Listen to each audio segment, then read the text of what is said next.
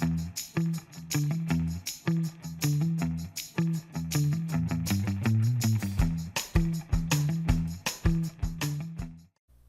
everyone, happy, Tuesday? Is it Tuesday? I think it's Tuesday.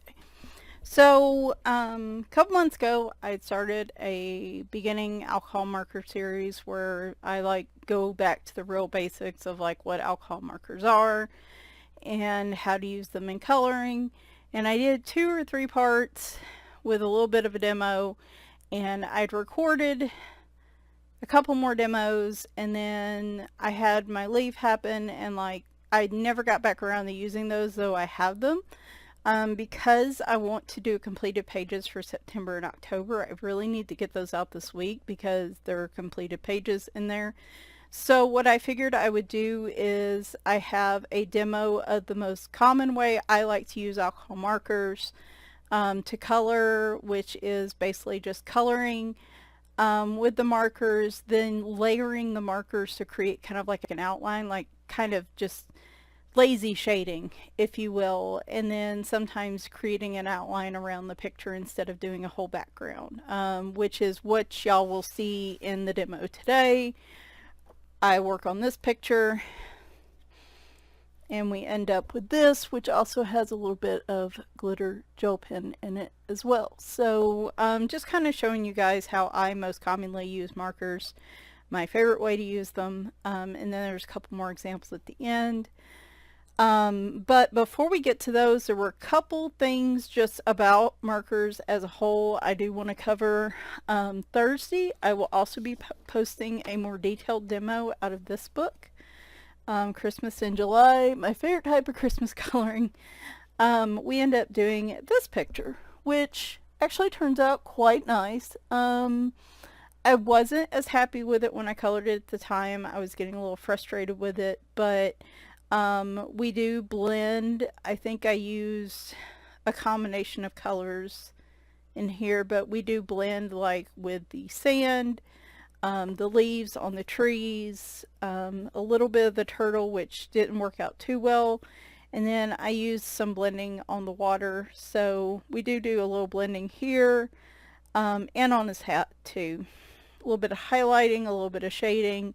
It's not perfect by any means. It's just, like I said, I know I've been coloring for a while, but I just generally stick to what I love and I'm too lazy to do advanced stuff. So I'm going to show that on Thursday and show how Thursday you're going to see that one and how I blend and all of that. Then Friday will be book haul update from the last one, and then I think Sunday will be, or Saturday will be, completed pages. So that's the plan. But 2 things I wanted to cover before we get to the demo portion of this video. 2 things just to kind of wrap up the alcohol marker series. It's not quite the breadth of what I wanted to do. I did want to do some better shading videos. You guys had some requests and things like that, but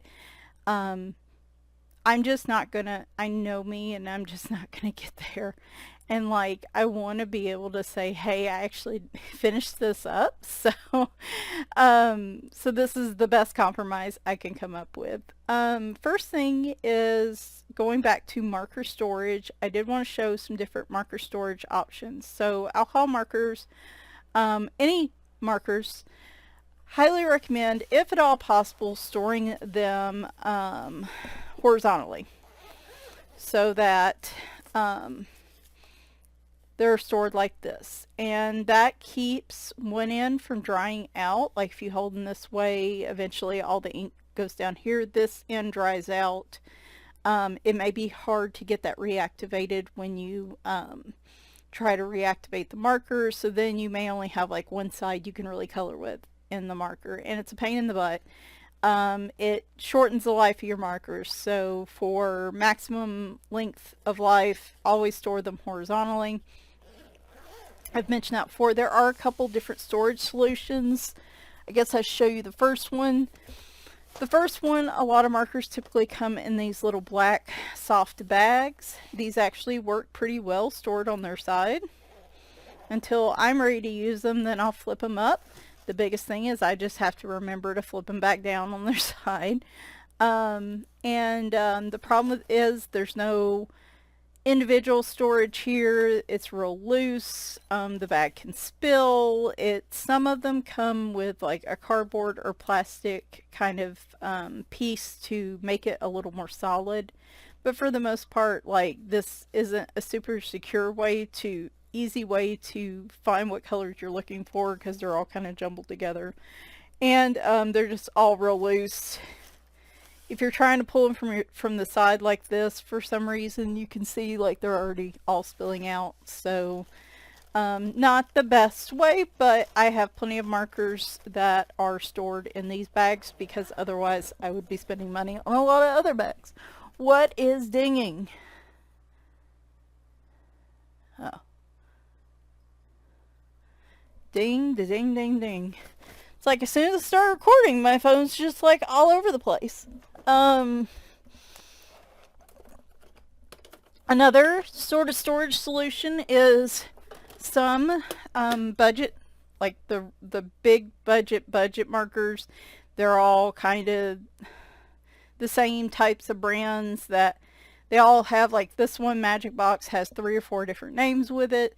The one bonus to these is that sometimes they can come with a really nice storage case. So like these markers, I told you guys, you know, I don't recommend you go with those really cheap markers unless you're just looking to burn through markers for color by number or something simple, because they do tend to streak.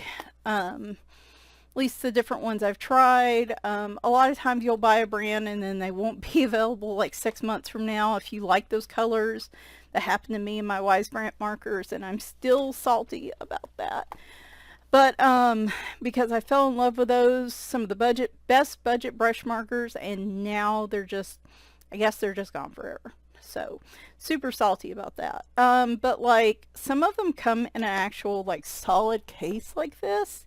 And this, I don't know if you can see all the way down there, but they actually have individual slots for markers there. So like if you wanted to buy some markers made for your kids, like these would be great markers for kids, young kids, that, you know, just want to put color on paper. Maybe you buy them the markers for Christmas. As they use them, then you have a nice storage box to put your markers in. So that is also a good idea. And again, I always store this on its side when I'm not using them. So anything can be stored on its side for markers is a good deal. We have these, which I don't see a lot of on Amazon, but they're still out there. So these are a little bit of a step up from the soft black cases. You can buy these. They are soft cases with zippers. I think I got one in a black and one in a beige.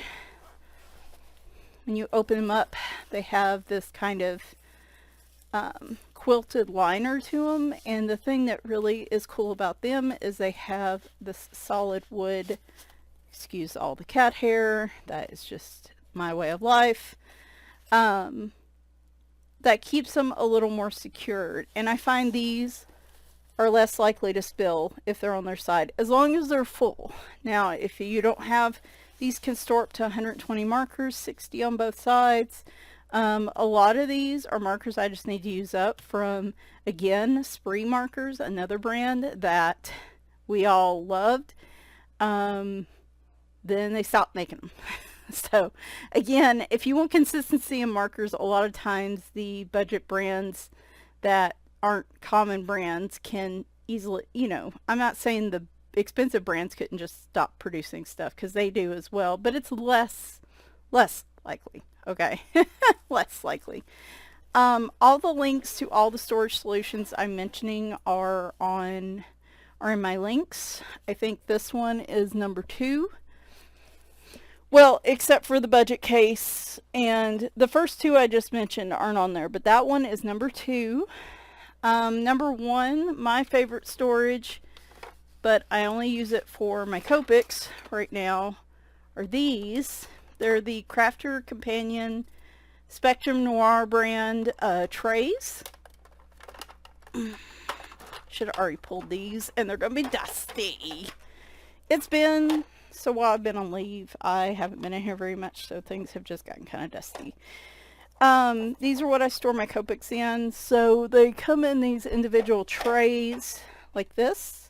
There's 6 to a set, and you can either like adjust them so that they go straight up, or you can adjust them so that they're slightly off angle and like slowly angle up in a way, well, you can't easily.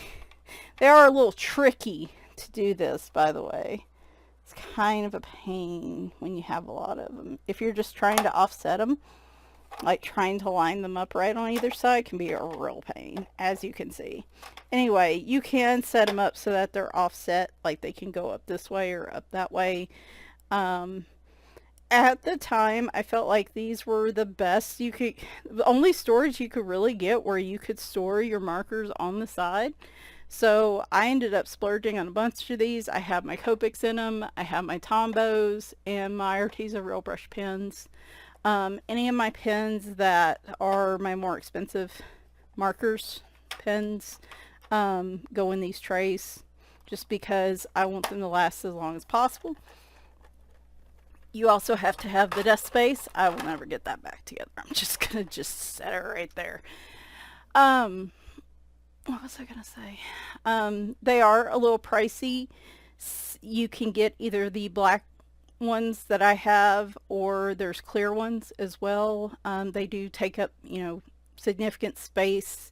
I have the 300 set of Copics side by side here, and 2, 3, 4, 5, 6, 7, 8, 9, 18 of them stacked up is probably 2 feet high, close to 2 feet high. So you, like I said, if you use the cases a lot, you may run out of room, and those store half of 320s. So that would be no, not 110. 320. Whatever half 320 is. I'm sure my husband's in there saying it. 320, 300. So I guess roughly 150 markers. There's 4, 6, 8, 10, 12 on each level. So my math is not mathing today. My brain is not mathing. So, you know, calculate that with what you need. Remember, each box comes with 6, so you could essentially store 72. Hey, I got that one. 72 markers with each set of 6. So I did link those. Those are number 1 on my storage, just because I've used them. They last years. I mean, as long as you're not like tossing them around or knocking them around, they're very sturdy. They're pricey, but they, you know, work really well. And they're neat because you can customize them. So I can take each level and stack one as high as I need to, and the other one as high as I need to. So they're more customizable than like a solid piece, I guess, is what I'm trying to say. So there was number 1, number 2, number 3 is the storage the storage set. I almost sound like I was going to say something else. The storage set that I would purchase now if I needed marker storage. Honestly, if I had the room on my little side cart in the living room, would be how I'd keep my markers in there. It's I'm assuming particle board, or dense cardboard type of storage solution, where it is a static size box with slats that you can insert to create the individual marker storage. Like you could do 3 it's really customizable, because you can have each slot for 1 marker, you could have each slot could hold 2 markers or 3 markers.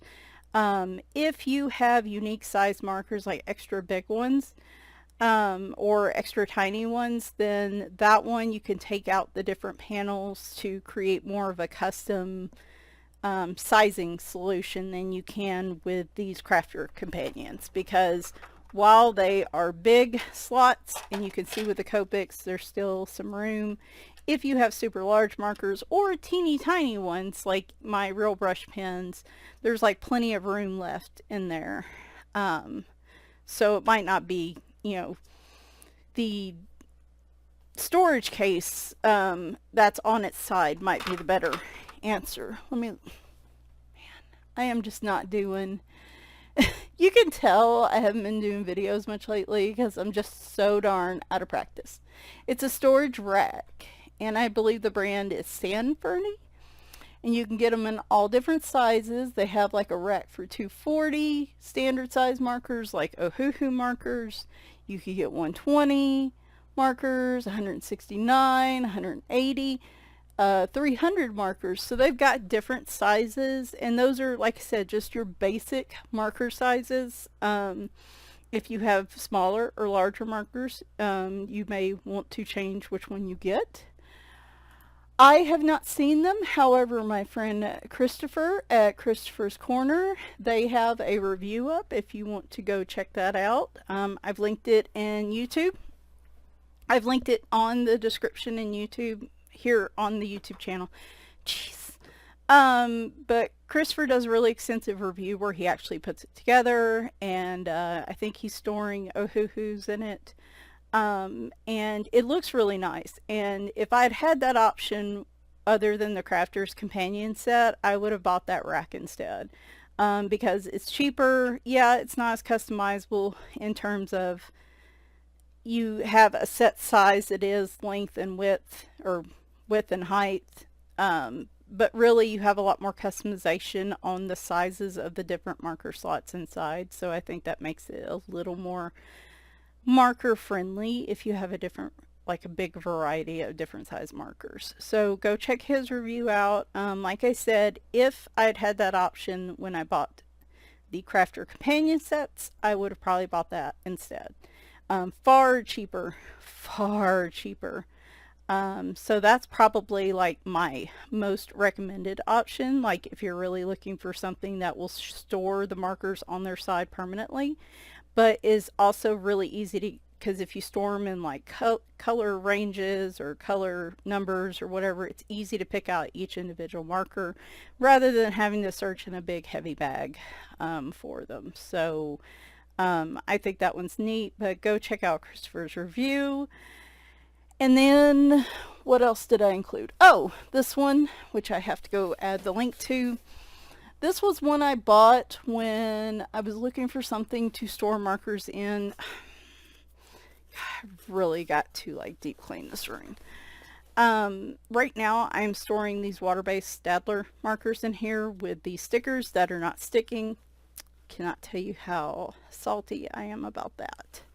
But at one point I took the different colors kind of like I have here, and I had a small set of like, I don't know, 40 or 80 markers that I kept in here, and then split into the different color families.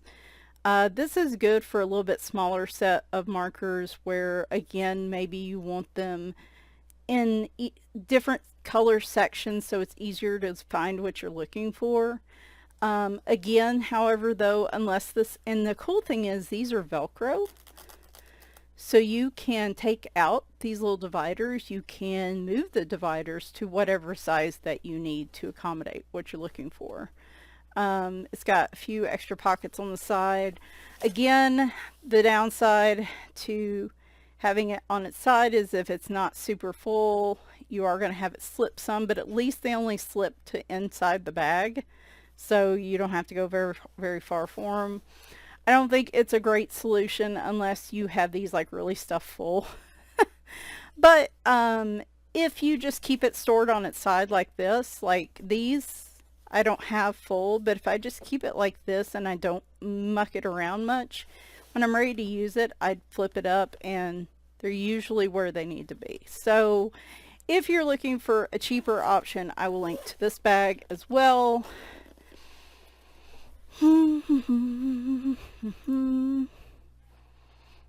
Oh, and And the final one is I don't have in front of me. I used to have them. Arteza does sell them specific for, I think, their Everblend markers. But you can buy so you have your pencil cases. You can buy something that looks kind of like that for markers that has the individual bands for each individual marker. And it's like a briefcase sort of accordion style organizer that you can flip through like you would a pencil case.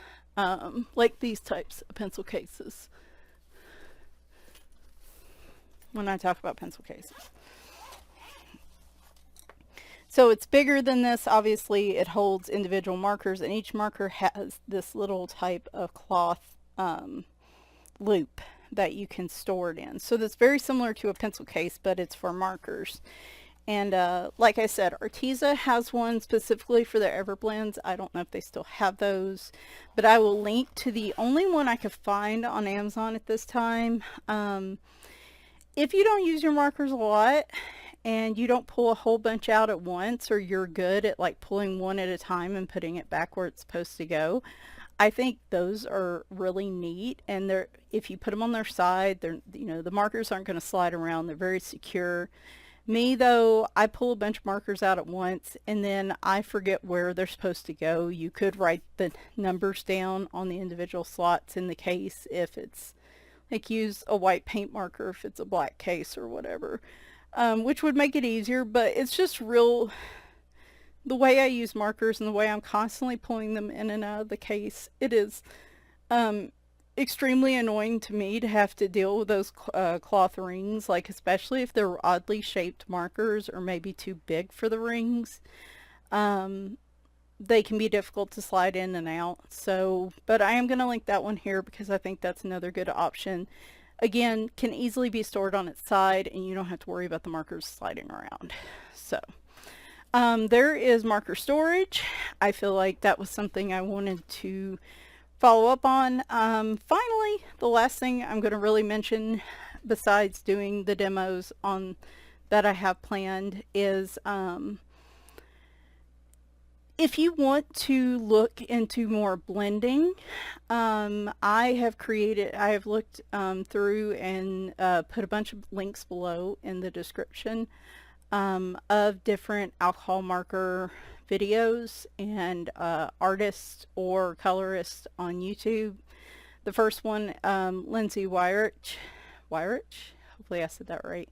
The Frugal Crafter, she has an overall alcohol markers playlist. She has an alcohol marker basics, and she also has an alcohol marker class that you can take. Now, some of her stuff you sketch and then you color in rather than there being a set color thing there, like a set lined picture for you to color. But I still think the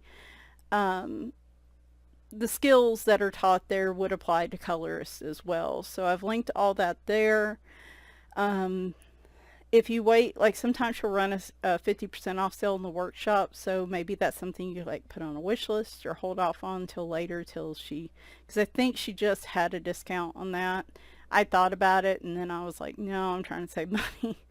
I put other artists and colorists down there. Again, I think the different techniques they show and stuff can be applicable to colorists as well.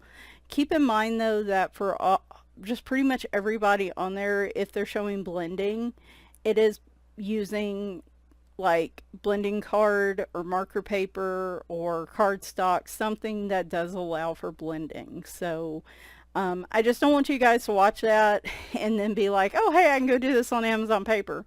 Because as we've shown and as we've talked a lot about, you're not probably going to be happy with the result. A lot of it's done on specific marker paper and stuff. So keep that in mind. If you really want to get into blending, you're probably going to be a whole lot more successful with either marker paper type books like Color It or artist cardstock coloring books than you are on Amazon paper. If you just want to blend a little bit here and there, outline some, maybe do a little bit, just a little bit of shading here and there and stuff. I think you can accomplish that easily on Amazon paper, but a lot of those have advanced blending techniques. So I just wanted to put those there since I wasn't able to show a lot of blending myself. I just showed you guys a couple basic things that I do, but it's not super advanced. Here's where y'all come in. If y'all know of a colorist that does a lot of marker tutorials, whether they have a Patreon or YouTube or something like that, please let me know in the comments and I will gladly add them to the list as well.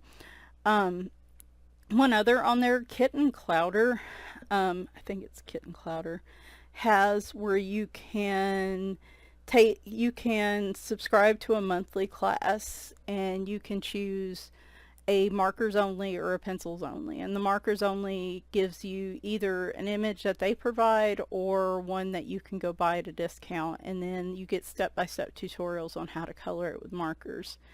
I've been subscribed to it and I have them. I've not had the time to use it, and it is pricey, but I'm going to put it on the list in case somebody does want to invest in that. I do think they show some really pretty techniques and things like that that can be used in other coloring. So I want to give you guys, like, you got free videos on there, you've got workshops, you've got subscriptions, and, you know, hopefully I'll be able to put some Patreons on there too. So you get a wide variety of things that you could try that are free, or, you know, depending on your budget. So, well, that is really all I have concerning markers. If there's something I didn't cover in particular, maybe let me know. I obviously don't know if I will get to it, you know, anytime soon, but maybe in the future I do like an update. It would be nice to have the time to learn how to color with markers better, but like I said, I'm coloring so much in Amazon books that a lot of times I just don't want to go through the hassle of blending unless it's just little bitty things, and just because Amazon paper is such a hassle. But if I get more in the digital downloads and using marker paper, then I'm probably going to, you know, try to look up some videos and do some different things to teach myself how to shade better and things like that. So I hope you guys got some use out of this. I did. The whole playlist is in the description. If you missed the first couple videos, because I know it's been a few months, I put the full playlist in the description. And wow, yeah, well, this will be about an hour, but that's all right. I put the full playlist in the description so you can go check that out. And yeah, so I'm going to post, you guys get to see my favorite way to color here in a minute. I'll show some blending, and I enjoy doing the type of coloring I'm going to show you guys Thursday too, but that one's more of a gotta be sitting at my desk, gotta pull my Copics out. I enjoy it, but it involves a little more effort, and in the mode I'm in right now where I'm just so tired, just essentially just tired. I'm doing just most of my coloring from my couch, where I've got the Ohuhu and Cali Art sets that I showed you guys a couple months ago are really getting a workout. I think I had my first Ohuhu marker drying out on me, and I've probably done, I don't know, a couple dozen pages at least with the Ohuhu markers. Like, it's that sky blue I was using like in the very first alcohol marker or two, but I've been coloring a lot with that marker. It's not just drying out due to time, but due to use. And so in that case, now my Cali Arts are still, I still haven't had one of those run dry on me, but both the Ohuhu and Cali Arts I feel like have given me a lot of bang for my buck. For the 40 set of markers for each of those little sets, the brush and not brush, chisel and fine tip, like, I feel like I've gotten a really good deal out of those. And as I use those magic box markers and use up my sprees and all the little markers I have left over, from here on out, if I'm not using Copics, I'm probably just going to be using Ohuhus and Cali Arts from here on out, just because I know they're consistent, I know they're reliable. Try to just keep eye out for sales for them, And I will probably invest in the brush tips, even though I might get less colors, just because I've really grown to love brush tips. And I think if you're blending, brush tips are going to be the best way for you to learn how to blend. And you'll see that in a lot of the videos if you watch them, that they're using brush tips.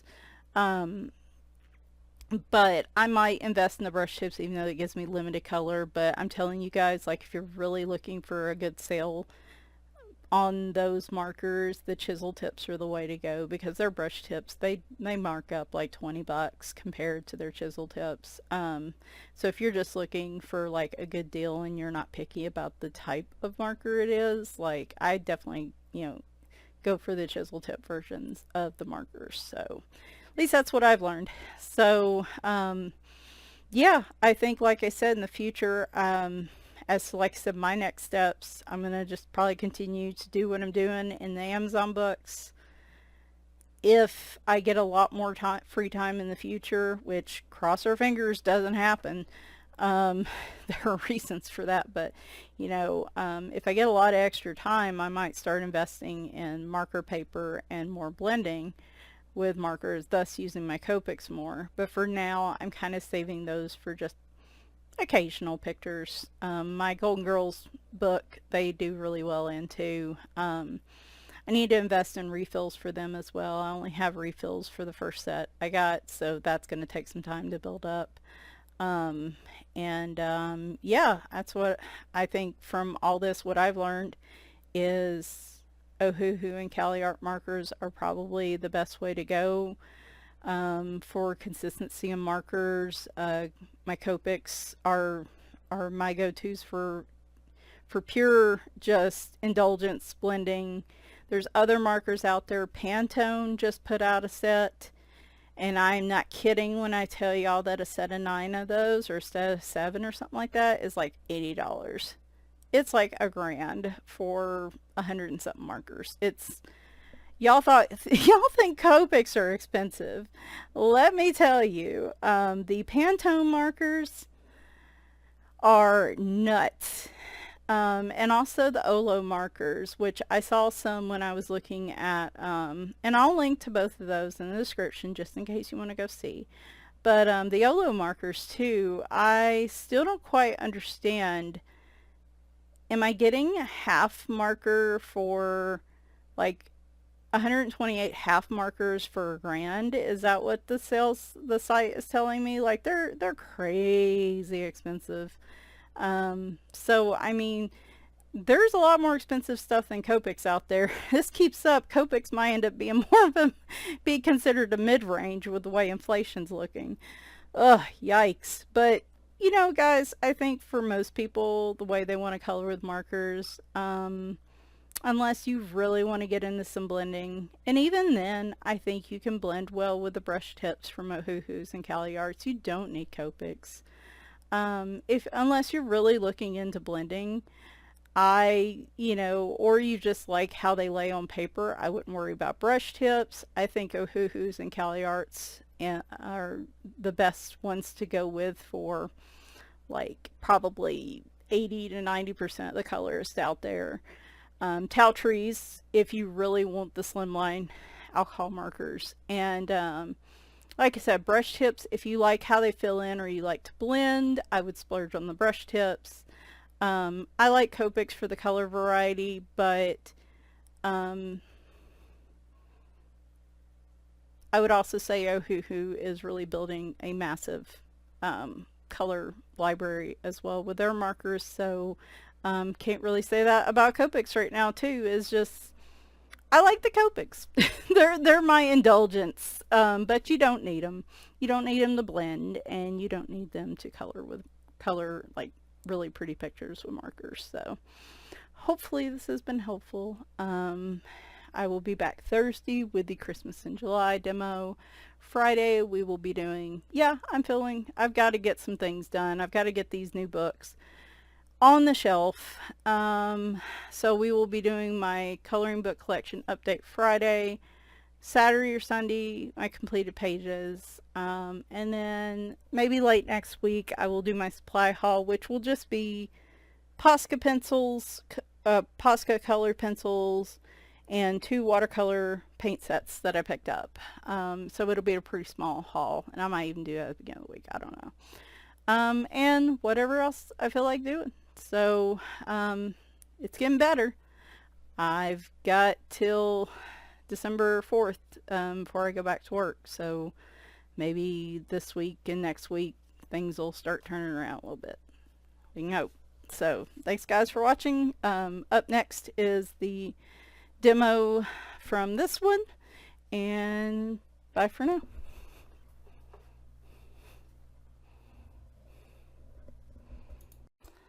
All right, so this is my favorite way to kind of add a little extra to a marker page. I don't have to think about where shadow points are. It's basically outlining in either the same color or a slightly darker color. And it gives a really neat effect. And like I said, that way I don't have to really think about shadows and all of that. I can just outline a picture. It does take a little bit longer, but the effects that I get when I do that is just really nice. So I have this picture from 50 Space Themed Miniatures. This is, I think, the group buddy color for Spicy Cat Colors this month. And I went ahead and colored it last night. Just ended up picking my own palette. And I would recommend when you do this to use, like, this is where you want to use your fine tip or a brush tip if you have experience with brush tips and not, laying down too thick a line. I am going to use brush tips for this example because that's what I used to color this picture. And we'll see how it goes. I may decide to bring in a different type of marker or something at some point. But so I've colored my picture, a solid coloring all the way through.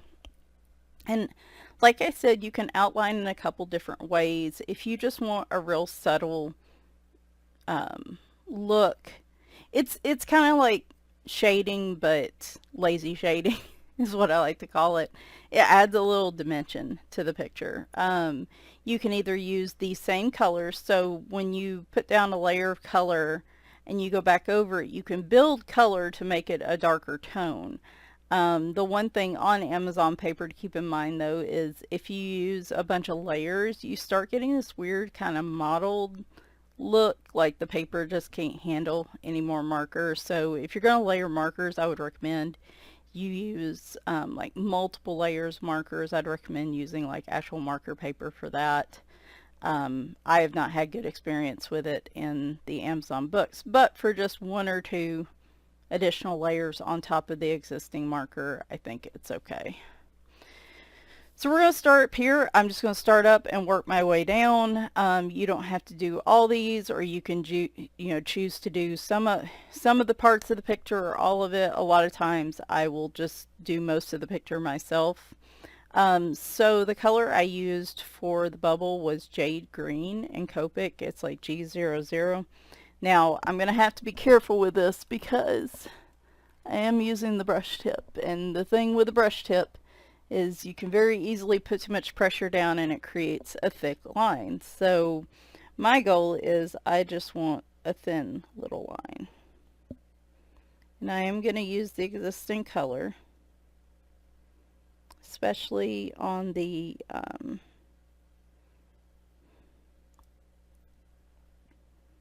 if this is supposed to be like glass. And I'm just going to follow the black line art, and I might just go ahead and shade that part in. It's real hard to see here, but you can just see a slightly darker. It also would help if I fix the focus a little bit. There we go, that's a little better. You'll probably see it more on the darker colors. And I'm also going to outline our little alien. Now this does take some time, If you're somebody that gets impatient easily with markers and like you want to move on to the next picture, this might not be the best method for you. I'll probably end up spending twice as much time on a picture sometimes, adding in extras and doing this. Actually, I think I can just go ahead. Sometimes if they're just really small spaces, I just go ahead and shade them in entirely.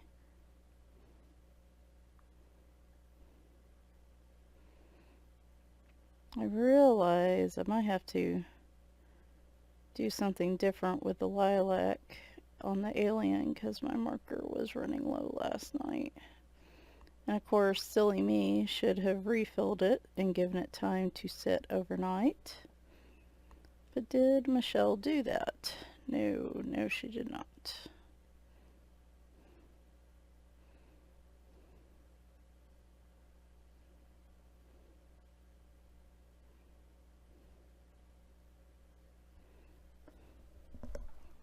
Alright, yeah, you can hardly see it.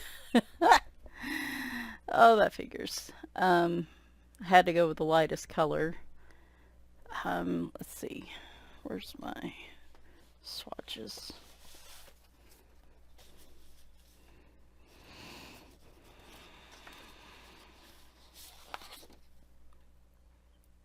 Yeah, the only one up after this is the Spectrum Green, and that's down there. Alright, well let me try with a darker color. So let's try with this blueberry for the ship itself. And let me just double check.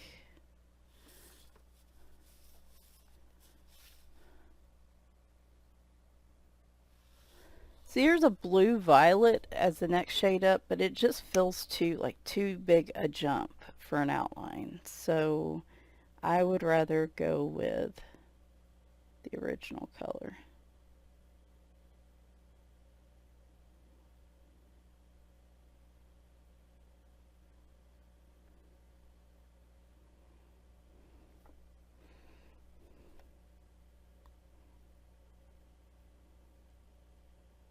Now, one good thing about going back over something that's already been colored in with marker is the paper's already been a bit saturated with the marker, so it won't feather as much. I'm not saying it would do it entirely, but if you have really juicy markers and you've already put one layer of marker on the page, it won't soak up as much of the second layer.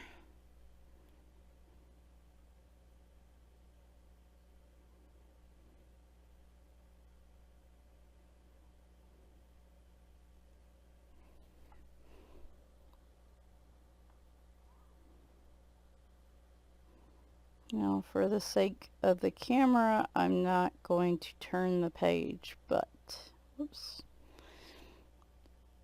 If this were me coloring it to get a smoother, more consistent line, I would turn the page every which way. It's a lot easier for me to outline the shapes that way. But I don't want to do that on here.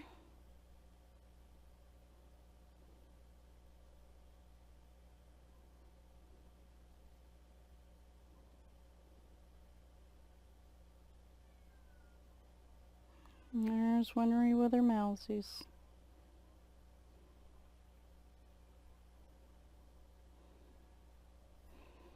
I have to go tell her what a good girl she is. I don't think y'all can hear her, but... And sometimes the line's a little shaky. Even after 5 years, I definitely can do this a lot smoother than I used to, but it is still... Why did it do that? Anyway, alright. So like I said, it's not a huge obvious thing, but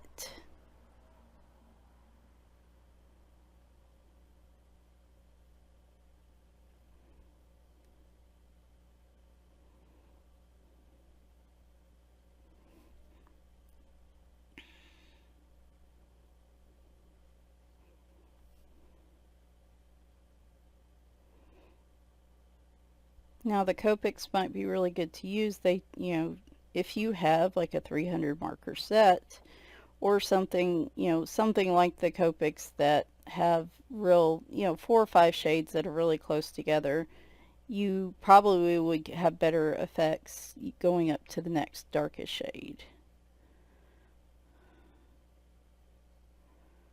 But like in smaller sets, you're not going to have that subtle a shade difference, so I just prefer to use the existing color. So on small little sections like this, I'll just kind of do just shading, and basically with shading you want to pick, so there's, a light source coming from either direction. Basically, I'm just looking at areas that look like they're hanging under other things, if that makes any sense. Like this will have a shadow underneath it. I consider this the lid of the spaceship, so this will have a shadow under the edge closest to that section, and then this will have a shadow. And like these spots here will have would have shadow in that case because they're underneath something that's closer to you in the picture. I don't know, that probably makes 0 sense. So here all I'm going to do is just, when it's a line like this, a section that's just really small and hard to go over completely with the outline, I'll just shade the one side. And that was a little broader than I wanted it to be. So we're going to turn this. I did not set myself up for success today because I'm using a trickier marker. That's going to give me a thicker line. Well, this one I can probably outline if I go really thin. There we go. See how much different my line went when I did this. So this is a powder pink. And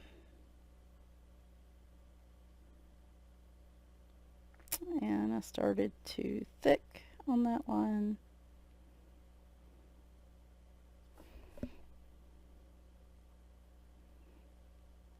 Whereas this part of me, it's like, why am I even bothering doing this video? Because I obviously am just set to screw up today. Not feeling super confident in my abilities today.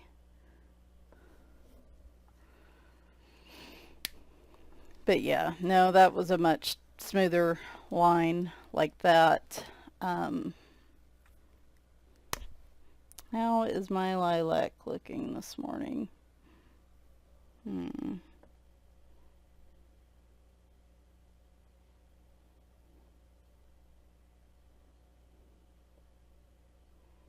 So, on the alien, first I'm just going to outline the alien.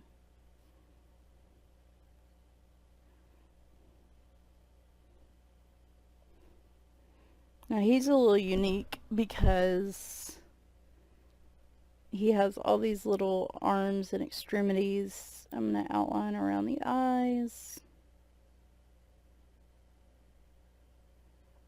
If I bleed a little bit into the white, I don't worry about it because I can clean that up later with a white gel pen or the Dr. P.H. Martin's paint if it's something that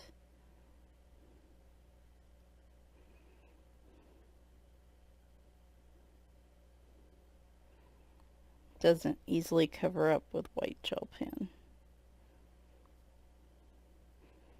This is why I don't talk and actually do in videos very much, because so all these areas right here I'm going to go over with an outline just to create a little more dimension for these spots.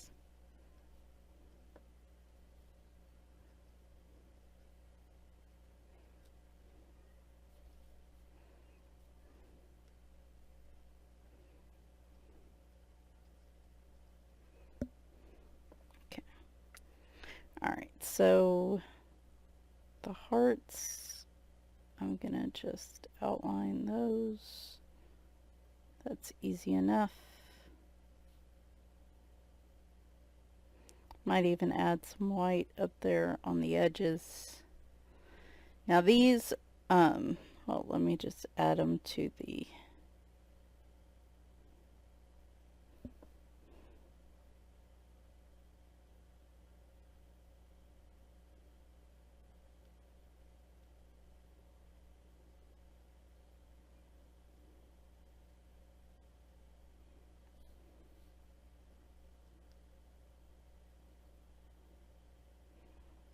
these are big enough sections that I can add this and it's fine. On these smaller little lines though, I will probably just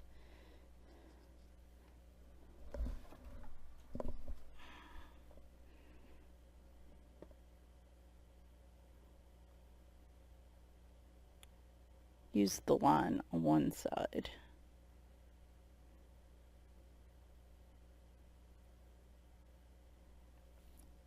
Again, sometimes, like I'm doing here, you will just get too thick a line.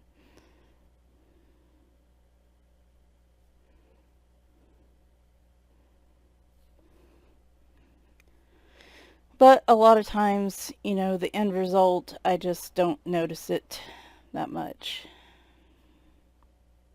So.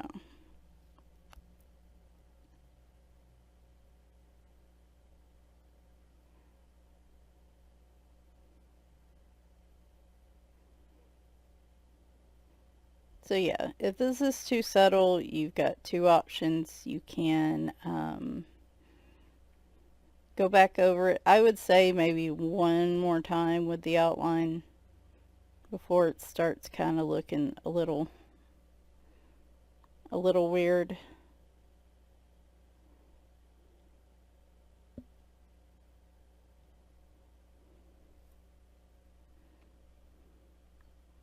Let's get around his nose area.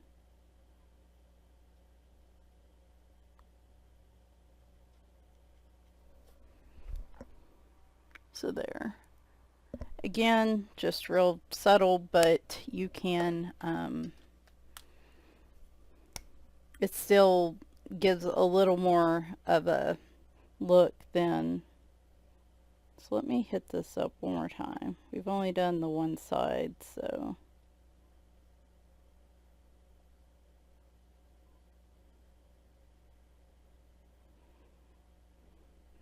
This is why I was saying, like, this method is time consuming.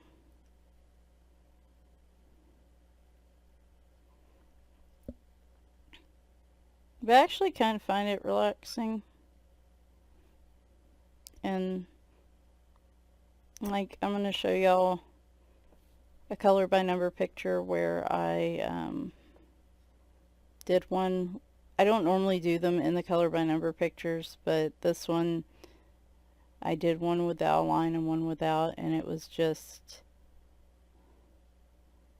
I like the look of the outline so much better. So for me, it's worth it.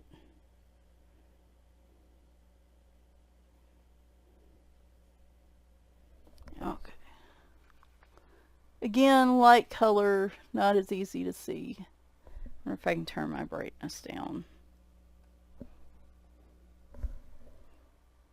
Yeah, well, we've spent 20 minutes on this already, so let me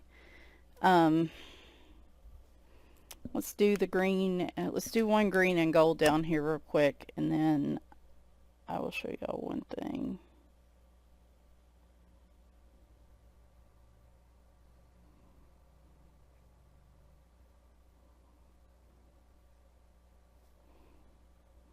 That was really thick.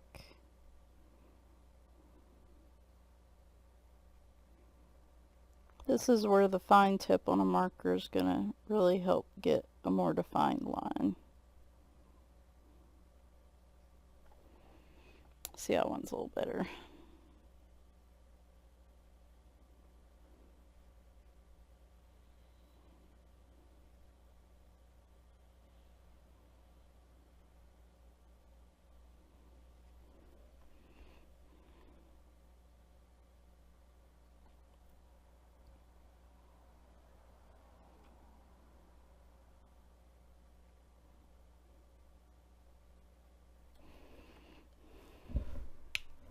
And you didn't see any of that because it was off camera. Oh, this is such a mess. Such a mess.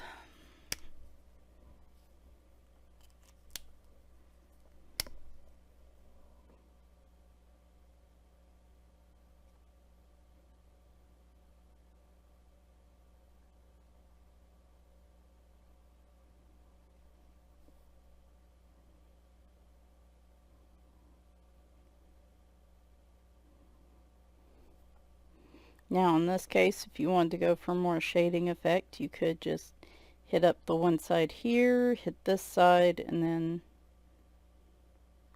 it's like if I was just focused on shading here, I would probably just hit up those areas. But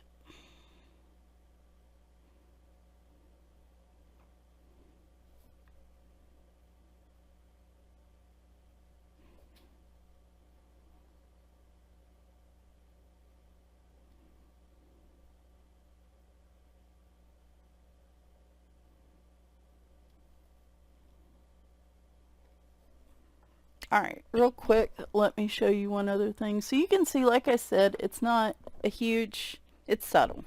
It's subtle. One thing I like to do on these pictures, because especially this is a space picture, the picture looks great as is. You don't have to add a background, and a lot of times I don't end up adding a background. I will, well, if I add a background, I usually will add like a small one. So like in this case, maybe I do like sort of a circular pattern, or I'd square it out on the page and just leave a little bit of white space. I wouldn't usually color the entire page. Or maybe you want to use paint or something. My favorite thing to do is to just give, again, doing kind of an outline, giving the look of a background. So I'm going to use slate, which is like in the family of like the blueberry color. And this is quite literally just drawing a line around the image. So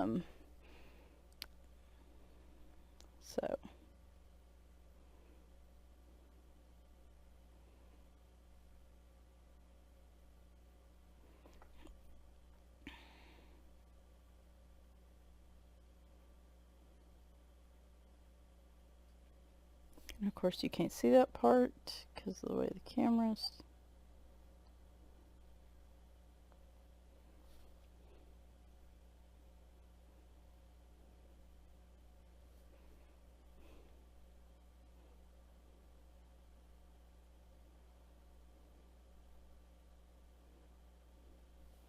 And I mean, this line can be as thick or as thin as you want.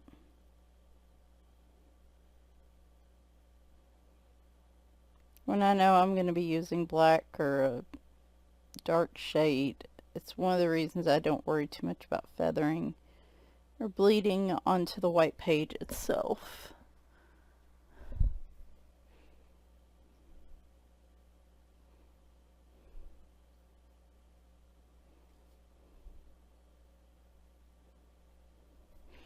So there's part of it, and usually I also go over all the little, like if there are little doodads on the page.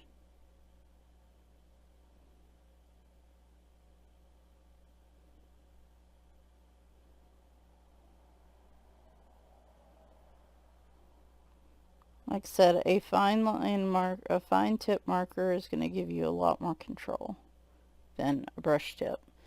A fine tip is absolutely my favorite to use in situations like this, but I was too lazy to go searching for these colors, if I even had them in those markers.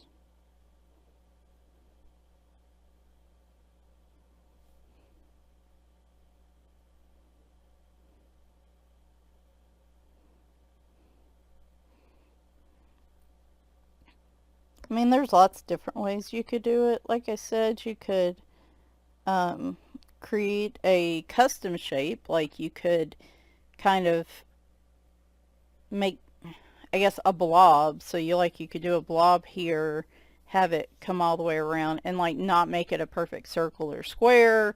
You could kind of go by the outline of the image. You could just color in these sections here underneath the ship. I mean, and then add a thicker section of the darker color up there. There's a lot of different ways to do this.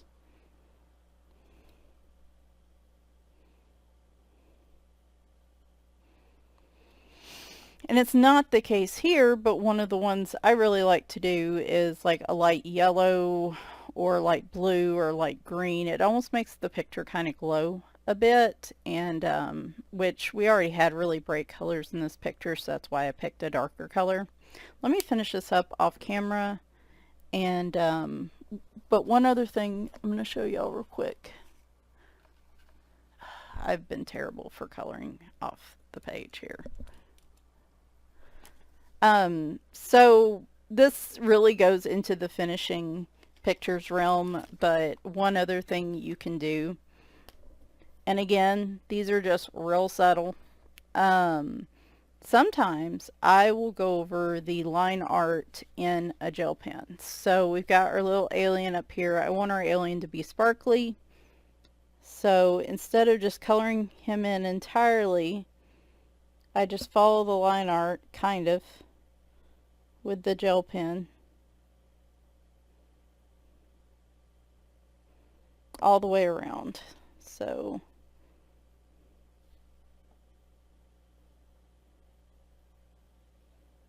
might be easier to see from this side. I'm using the Stardust Jelly Roll. Artesas give me a lot more payout on glitter, but I am pretty much overusing them because I can't get, I've tried all kinds of methods and I can't get the flow on the pen to start back up, and I can't take those apart. Heck, I don't know if I can take these apart, but I've never had a flow problem with a jelly roll. Never. And I've had some of them for 5 years. So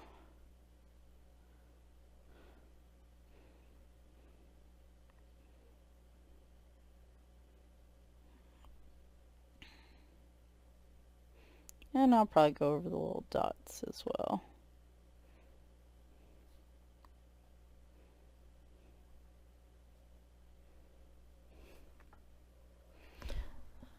So you can see it from the camera here, but it just adds a nice little shine. I get obsessed with adding those. I might even color in the hearts with the glitter. I'm not 100% sure yet. But I'm going to finish this picture and then show y'all the results. Just doing what I'm doing here, by the way. Nothing extra. Alright, so here is the finished picture. I actually have something interesting to show you here too. I finished my outlining and then came in with some gel pen. I outlined the alien, the hearts, and then the little smoke or whatever's coming out of the spaceship. I also added it to all these little stars and everything. And I really like how it turned out. I think the outlining, like I said, gives it a little bit of a dark background to pop against without me having to use the marker on the whole page in this case. Or when you have darker colors, the light color kind of allows your darker colors to pop a little more, and I'm going to show you some examples of that in a minute. One thing I messed up, and I started to use my darker green for the outlining of the little bubble there. And so one thing I wanted to show you, because I was curious to see if it would work. So you're going to hear this a lot today. I don't use a colorless blender very often, an alcohol colorless blender. Hi, Bagheera. Hi. Hi. Oh boy. Leroy's in a mood this morning. It says it's a blender, and like recently I've seen the suggestion of using it to wet the paper before you put marker on to give it a wet surface to blend on better. And so I'm curious to try it out for that. We're gonna do maybe some future demos with that. I'm not sure how well that'll work for Amazon paper, but it is like every time I start this video up, something is happening. I don't know why I am being why this morning is being so awful. Okay. But that is something I'd like to try in the future. I don't know how well it would work on Amazon paper because it dries so fast. But it does, you know how I said, like, if you already have a layer on, it does keep your marker from drying as fast. So maybe that's a way around that, where you have a little bit more time to blend if you do it that way. Now, I don't know what it'll look like if you put it over the top of it. My experience with this is that it lightens color a lot. So again, we might try that in a demo here down the road. But one of the things I like to use it for is if I accidentally color something that feathers out too far, or like here I have just, you can't really even see it, but just that darker color, which is the next color up, I think anyway, there. I'm going to take this and I'm just going to go over it,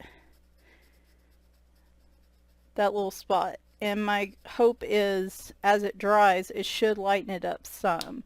It probably won't lighten it up to this point, but it'll look less like a whoopsie than than it already does. That's I tell you, I spent a lot of time cleaning up whoopsies in pictures. A lot of times I don't mind if it, like, speaking of which, I don't mind if there's a little bit of feathering with the markers. A lot of times, like here, I can use white gel pen to cover it up. But, so yeah, this is my favorite go-to method for using markers. I'll show a couple other examples if the cats can keep from killing each other. In the meantime, sorry for the glare. There we go. So I did a picture, I think it was actually the Spicy Cat Buddies picture last month here, where this is also using the outline method and then adding some gel pen. The one thing I did do a little different was I added stickles around the moon. And this is where I sat and drew the moon tried to do my best at a circle with, you know, something to help me draw a circle. And but yeah, just outlining, and then you can see it a little bit in the cow. The one thing about the outlining with the same color is it's easy for you to see, but it's hard to translate well to pictures unless you have, like, taking pictures unless you have really good lighting. So you can see I did the dark outline in the dark blue there. Do I have any others like this? I was going to do another one in here. That's one where I just kind of created a blob section around the carrot to give a background. And I also did the outlining here. This one's real cute. So again, you can see on him the darker, I think I used a slightly darker marker on the grays and on some of the other colors. And like I said, as long as it's not too dark, I don't, I'll use the next color up. But that one turned out really nice with that outline. And then I had the light blue around. And then, of course, more gel pens. So there's that. Here's an example. This is from Kawaii Adventures, Bunno and Mousies by Alice Mills Publishing. So here's one I did with pastel markers without the outline. It looks pretty as is, but then this is the one I did with the outlining. And I just really like the difference in it. I don't know, it's particularly appealing to me. You may not like it, and that's okay, but, you know, this is, and some here, that's pretty much the same concept I'm following in this book. Gel pens, markers, outlining.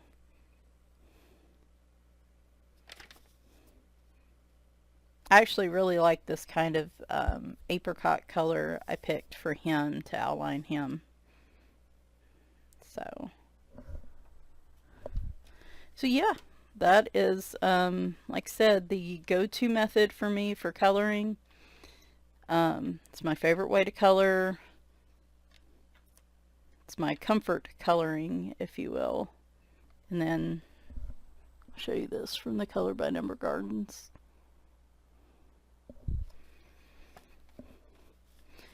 All right, so I think next up, well, we'll just pause this and move on to the next section.